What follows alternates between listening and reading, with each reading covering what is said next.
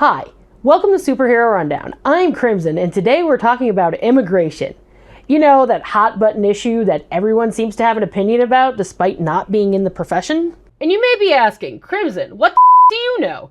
To which I answer, my day job is being an immigration paralegal. I work for immigration lawyers, some of whom have been practicing in this area of law for at least 20 years. So I have a bit more knowledge than the common layperson. I cannot give legal advice as I am a paralegal, so don't ask. But before we begin, I would like to point out that my wife would not let me do Vengeful Spirits as an immigration class, so please tell her why she's wrong in the comments I won't be reading. To talk about immigration broadly, there are a lot of different types. Non-immigration, refugees, asylees, DACA, employment, which includes religious workers, H-1Bs, and so on. My point is that there are a lot of different types. To that end, we are going to talk about the different superheroes as specific categories. Because just like superheroes have different powers, so too do they also have different categories they fall under for immigration. We're going to be discussing this in regards to how the current administration in the United States is treating people in these categories. I've defined the categories as non-immigrants, which includes diplomatic immunity and Native Americans, refugees and asylees, birthright citizenship, willing immigration, and employment. All of these are different categories with different prerequisites, but I'll be making this as simple as possible.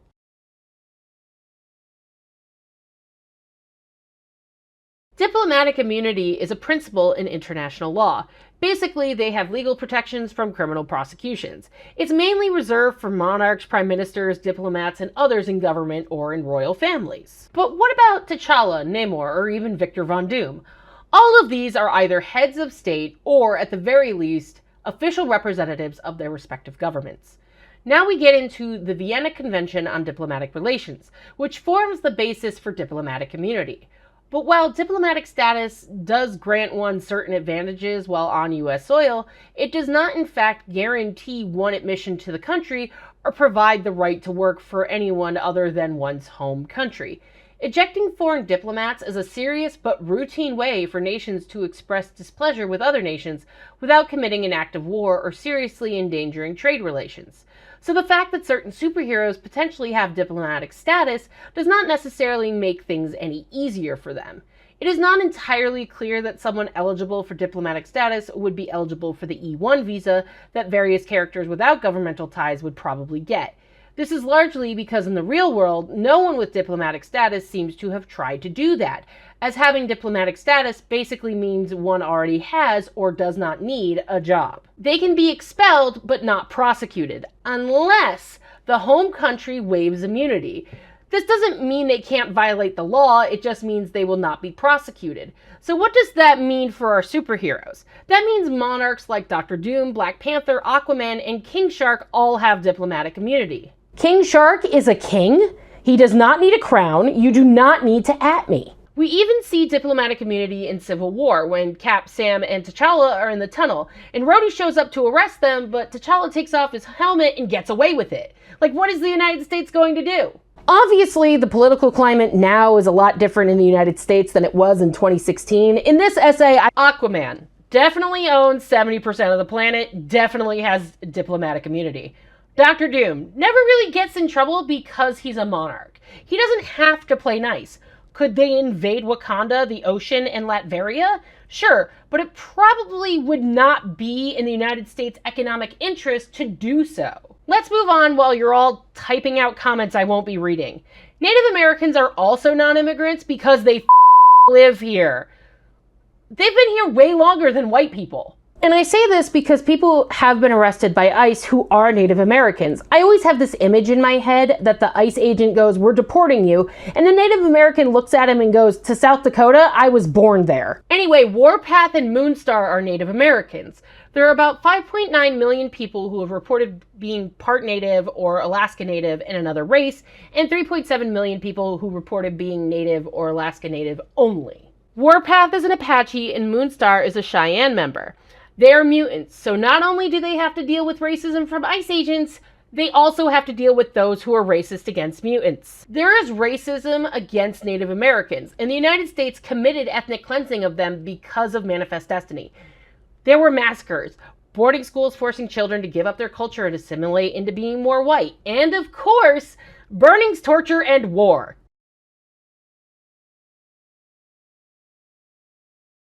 So refugees and asylees are very similar, but not quite. Refugees like Supergirl and Martian Manhunter come from other planets, and sometimes they can live in camps in other countries, and sometimes they live among us. One of the most important questions for Supergirl and Martian Manhunter is how do they get documentation from their home planet? Much like refugees today, they never went through any sort of border patrol, so no documentation. Technically, they entered without status, or iwi, but there's something else that's important for them to ask. As extraterrestrials, they have something important to consider. Extraterrestrials are a different matter, but it would seem that there is a first-order question that needs to be asked. Actually, this question should probably be asked before any of them. Namely, is this character attempting to be part of the world or to blow it up? If a character is attempting to exist in human society for one reason or another, they'll need to deal with immigration law in some way. But if they're, say, attempting to destroy all of reality, well, immigration status probably isn't something they're going to lose much sleep over.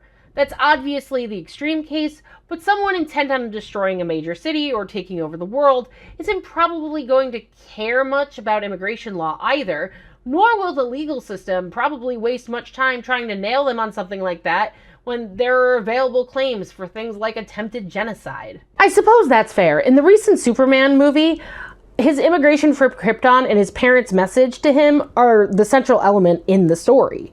Also, we stand Mr. Terrific on this channel. Then there are people who are running from other countries, like Magneto, who ran from the Great German Baking Championship of the 1940s. He even says no one will ever mark him again in X3 The Last Stand, which was one of his more badass moments not involving his powers. But Asylum is a bit different. Asylum is a displaced person who is formally seeking the protection from the state and the right to remain in the country they are seeking asylum in. Who's the perfect allegory for this class of immigrants? Raven. Raven is from Azarath, which is in a parallel universe. Don't think about it. Her father is the demon Trigun, and he's kind of the worst. He constantly tries to take over Raven and escape from his prison. He poses a real threat to Raven and to the Teen Titans. The Justice League refuses to help her because of her demonic nature, despite the fact that she was running from her place of birth. It's a sad fact that not a lot of people are granted asylum in the United States, despite being from war-torn areas, extorted by gangs, and other factors. A lot of the issue has to do with the fact that the immigration system is broken. That's not to say people haven't tried to fix it, but the political climate in the United States and the Republican and Democratic parties being in power over every other administration, so they have to be assholes to each other instead of helping people. The need for immigration pathways that consider abilities, intent, and potential impact, rather than traditional paperwork, becomes even clearer when dealing with the extraordinary. This necessity isn't unique to a fictional superhero universe. It's a challenge we must address in the real world if we hope to harness the disruptive potential of innovation for the benefit of society.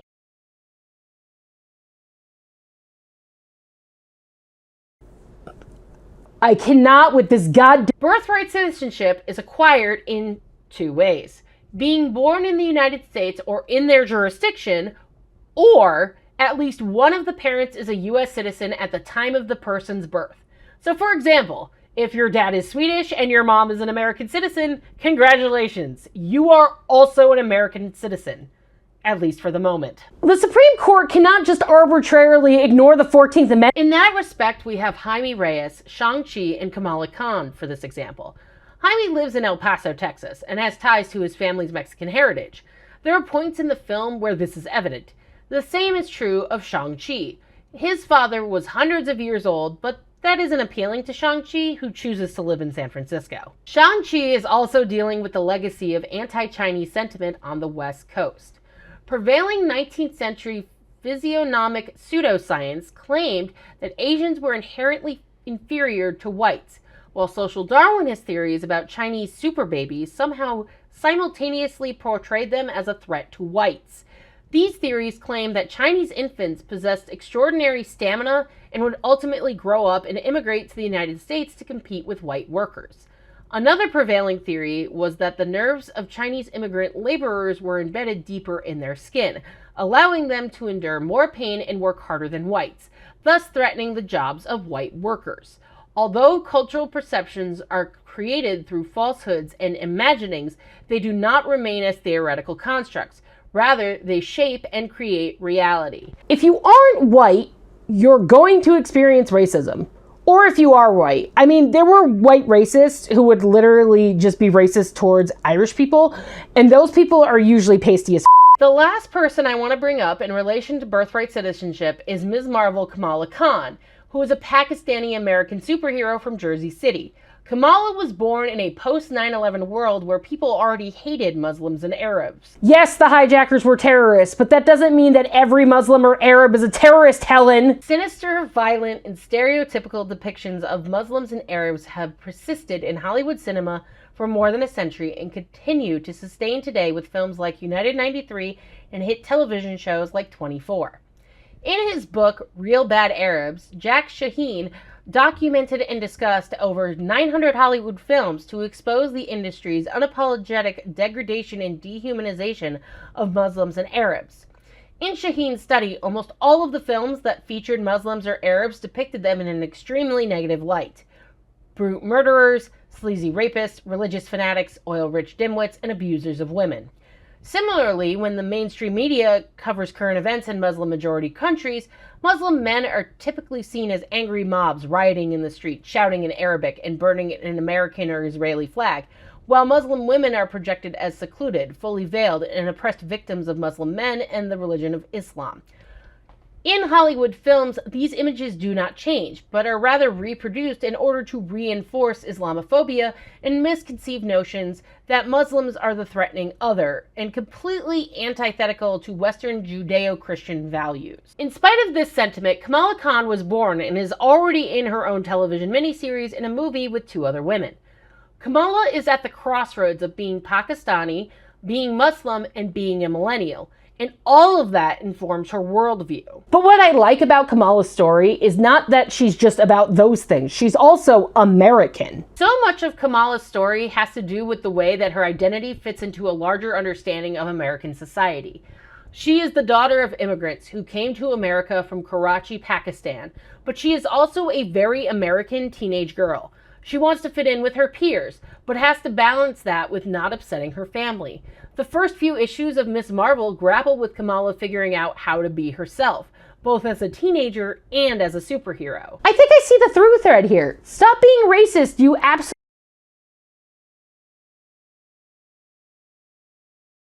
And now we get to the final category, willing immigration and employment. Most superheroes could qualify under an employment visa. Employment immigration also has a variety of different categories: H-1Bs, O-1s, R-1s, J-1s, F-1s, and so on. This is what the Trump administration would call legal immigration. Unless you're someone who's protesting the rights of then let's get... Most superheroes would qualify under an O-1 visa, which is extraordinary ability, but mutants especially would qualify for this. F-1s would probably be used for international students at Xavier School for the Gifted as a legal way for mutants to be here if necessary.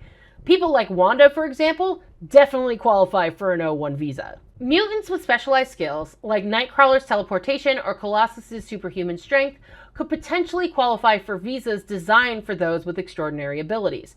The O-1 visa, for instance, grants temporary residency to individuals with extraordinary ability in the sciences, arts, education, business, or athletics. However, even under the best-case scenario, extraordinary immigrants face prejudice and heightened scrutiny. While mutants with abilities like Dr. Hank McCoy's exceptional intellect would qualify for specialized visas, their powers themselves can trigger suspicion and fear. For instance, Storm could qualify for an O-1 visa because she literally controls the weather. Or, if she was still Queen of Wakanda, she would also have diplomatic immunity because she was married to T'Challa at one point, at least until he declared the X-Men enemies to the Avengers in Avengers vs. X-Men. Don't worry about it. It's fine. They got better. It's fine. Black Widow is an excellent example of employment immigration. She works for S.H.I.E.L.D. in the films, and she's Russian, but Fury obviously trusts her.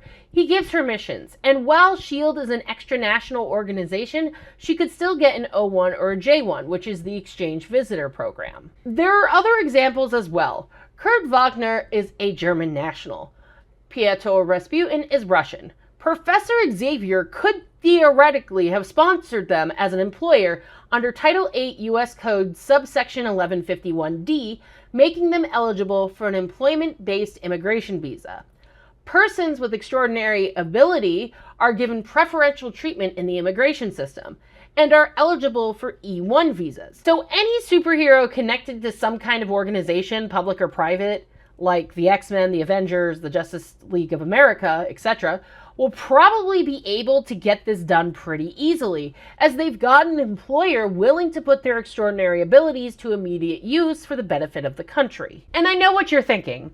What about time-based mutants, Bishop and the like? Well, it's tricky, because it hasn't happened yet, and USCIS is really concentrated on the past. Like where you're from, why you're running from them, are there past incidents you can tell us that solidify your claim? For mutants who arrive not across borders but across time itself, the labyrinth of immigration law becomes impenetrable. What proof can they offer of origins that don't yet exist? Time-displaced mutants might arrive with advanced knowledge, warnings of dangers to come, or they may simply be seeking a place of belonging. They can become powerful allegories for the struggles of those trapped by circumstances beyond their control. Could they seek asylum based on a future persecution that hasn't happened yet? Or are they destined to exist as anomalies beyond any bureaucratic definition? Mystique, a time-displaced mutant from the X-Men, known for her shape-shifting abilities, perfectly exemplifies this dilemma. With an origin shrouded in mystery and constantly on the run, her status as an immigrant would be a bureaucratic nightmare. Okay, so what's the point, Crimson? My point is that comics are an allegory. For every Superman, there's a Syrian escaping a civil war. For every Black Panther, there's an Angela Merkel. For every Raven, there's an Albert Einstein. Comics as they exist tell stories about ourselves. It's why I'm such a huge proponent of comics being our modern mythology. Mythology is the story about gods, but they're really allegories about ourselves. Storytelling can be complex and tell stories about difficult issues such as immigration. But that's the beauty of it. Comics can make it a lot easier for communities to empathize with the experiences of Supergirl so that when refugees in the real world come, they can understand why and what they are running from. The problem currently is that the Trump administration is not discriminating against who they pick up if they are of color. Sure, there have been tourists from white countries detained, but actively, ICE is concentrating on people of color. They are perpetuating white supremacy. It's why there are stories of Native Americans and U.S. citizens and veterans being stopped and detained by ICE. I'm not saying that we have to dismantle the entire immigration system and just let anyone in. I'm saying that the system needs a serious overhaul because this is really fear-mongering. People have been protesting, and I have personally seen clients of our office be deported. Jack Zipes wrote in the Journal of American Folklore that we have never known a time without lies, propaganda, and conflict. There has always been an other when it comes to immigration.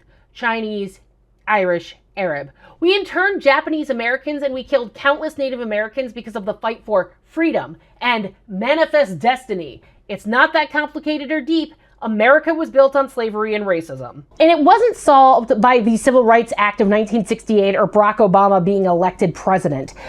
White people went so fucking insane that they elected a babbling orange man to the White House who is so anti-immigration that he makes McKinley look radical. In America and other Western democracies today, we live to serve systems, even if it may seem that we are free to make our own choices.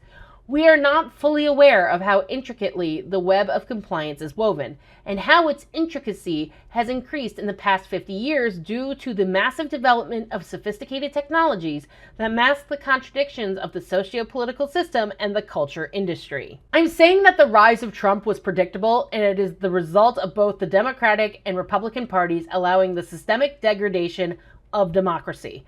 We have been set up for failure in a lot of things, but as climate change spreads and we deal with the effects, There will be a lot more immigration based on that, and we aren't prepared. And the role fiction plays is important. While we consider comics to be escapism, it can teach us tolerance. I mean, unless you're a fan of the German baking championship of the 1940s. It's also about helping people find their footing. G. Willow Wilson, the author that put Kamala Khan on the map, had this to say about the role of politics in particular.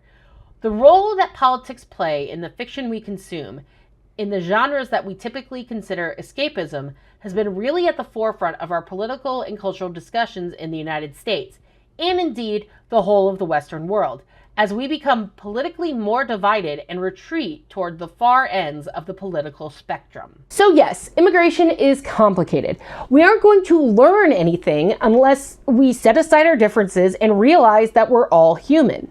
Speaking of, who's next on the list of immigrants who stands for tolerance and helping others? Oh look, it's Jesus Christ!